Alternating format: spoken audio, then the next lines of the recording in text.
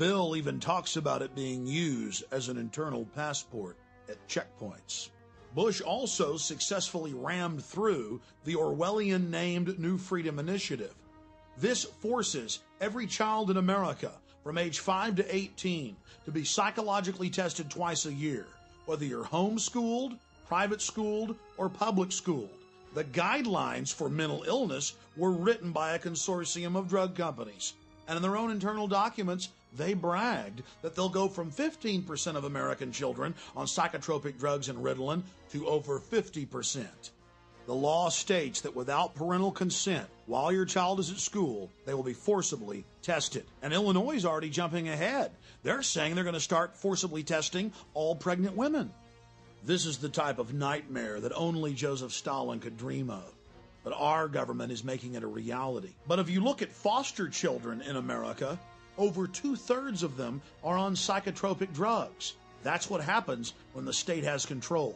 2/3 on drugs. Well, I guess that's the new freedom. The federal government has spent billions and billions of dollars putting up cameras across the nation, except for our borders.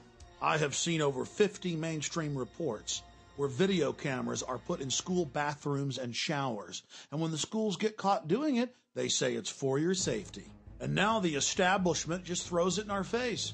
Prepare to be scanned. We track you with your cell phones. We're putting cameras up on the street corners that read all your license plates and track everywhere you go. And we're going to tax you with these new cameras. We're going to put satellite tracker boxes in all your cars and transponders. We're going to tax you by the mile. This is just the way it is, so get used to it. Oh, and 8 years ago, we started putting black boxes in all the new cars that track everything you do as well. And now industry and the federal government are just calmly saying that soon all new cars will have a camera in them that scan your face as you drive and instantly report back to the police department if you're driving while you're tired or if you're arguing with your wife. Under a new sales tax system being prepared that will be implemented to the national ID card, you'll have to thumb scan when you buy and sell. And the face scanning cameras we mentioned will keep track of you not just in your car, but as you walk down the street. Almost every federal, state, and local road in the country will be satellite and transponder tracked. We already mentioned that earlier. And when Californians heard about Governor Schwarzenegger's program, they got very upset, and over 90% of them were against it in polls. The governor just said, I don't care what you want, we're going to do this. It's going to take the average tax by the mile from 25 cents at the state level to over $3. Read it for yourself. It's the official news reports. Similar plans are being pushed by the feds in all 50 states. But that's just the financial hardship. There'll no longer be any open road. Everything you do will be tracked, chronicled, and traced. Whether it's a large highway or a rural road, everywhere you go will be chronicled. And in middle schools across the country, students are having to wear RFID tags around their necks, tracking and training them how to be good little prisoners. And now hospitals are openly discussing making their patients take implantable microchips. Bars in the United States and Europe make their patrons take chips before they can enter the VIP sections. And now the Mexican Attorney General has forced over 160 of his deputies to take implantable microchips if they want to work in his office. I, Richard Cheney, do solemnly swear. I, Richard Cheney, do solemnly swear. That I will defend and support the Constitution of the United States. That I will support and defend the Constitution of the United States. Against all enemies, foreign and domestic. Against all enemies, foreign and domestic. It's no wonder that Speaker of the House Dennis Hastert stumbled over the oath as he read it. He's not stupid. He knows that a textbook dictatorship is being set up in America, complete with shadow government that can take control of Congress. Oh yes, now Congress has given its authority up to an unbridled executive branch. There have been other cryptic statements. The outgoing head of CENTCOM, General Tommy Franks, told Cigar Aficionado that if America is attacked by terrorists again, we'll have to suspend the Constitution in favor of a military form of government, or martial law.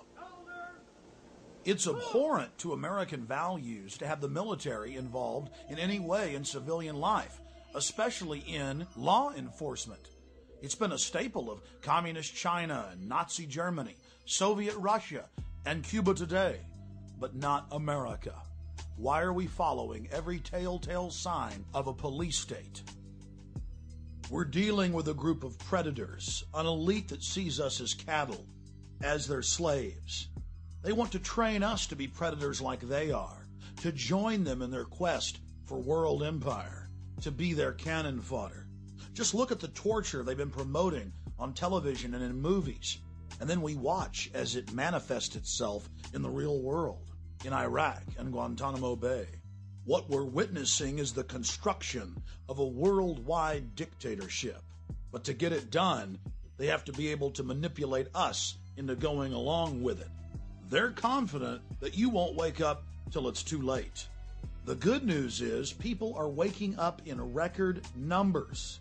The question is, now that you know the secret, now that you understand the inner workings of the New World Order, will you take action to wake others up and stand up against this Fourth Reich of the elite? The globalists have America and Europe in their grasp today, but tomorrow they want the world.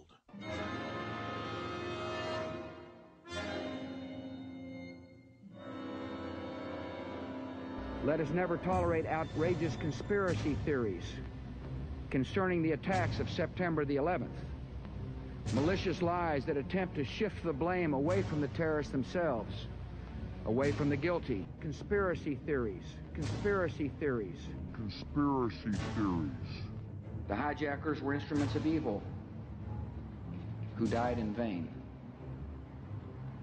Behind them is a cult of evil which seeks to harm the innocent and thrives on human suffering. To purchase additional copies of this film, or to see dozens of other films and important books, be sure and visit Infowars.com or PrisonPlanet.com.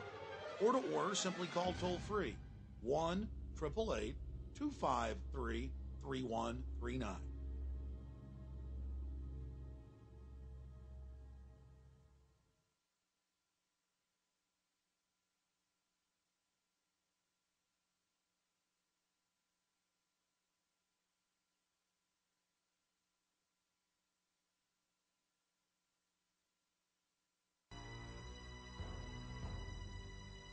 The globalists have been systematically engaging in a massive brainwashing campaign, telling the public that torture is a good idea.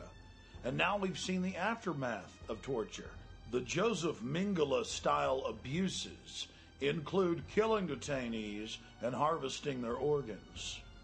But they don't just torture people to death. They do things so horrible we can't even mention them here. And there's no mystery when it comes to finding out who ordered all of this ultra-brutal torture at Camp X-Ray at Guantanamo Bay and Gitmo and 32 other camps in Iraq. Alberto Gonzales and Chertoff and the rest of Bush's crew openly wrote memos detailing how torturing people unto death is an okay thing to do. It's part of the public record. The White House and Pentagon ordered the torture, but when they got caught, they just burned a few of their underlings. The Pentagon's own reports admit that 90% of those that were picked up at checkpoints in Iraq were totally innocent. But that didn't stop them from being tortured. In fact, the Army's own report admits that military dogs were used to bite and frighten detainees, that women were brutally raped, that detainees were beaten to death and sodomized with large objects dripping with battery acid.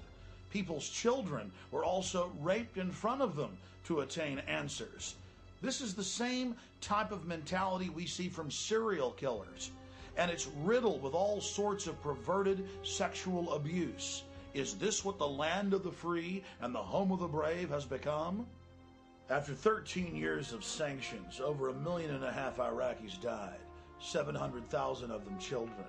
And now thousands of private contractors have taken over the torture where the Pentagon left off, following in the footsteps of other famous control freak serial killers and torturers. The only reason the elite is selling us on torture is because they want to condition us to where we will accept its use against us. And it's been going on for decades in America, in the prisons, and against pro-life demonstrators, environmental activists, and anyone else that doesn't totally submit to their tyranny. The footage you're seeing is from the late 1980s and early 1990s, where the police openly pulled out nunchucks, started wrapping it around the arms of peaceful pro-life demonstrators and brutally breaking them, simply because they refused to get off the side of the sidewalk. The police thought it was their right to break people's arms because they didn't follow their orders.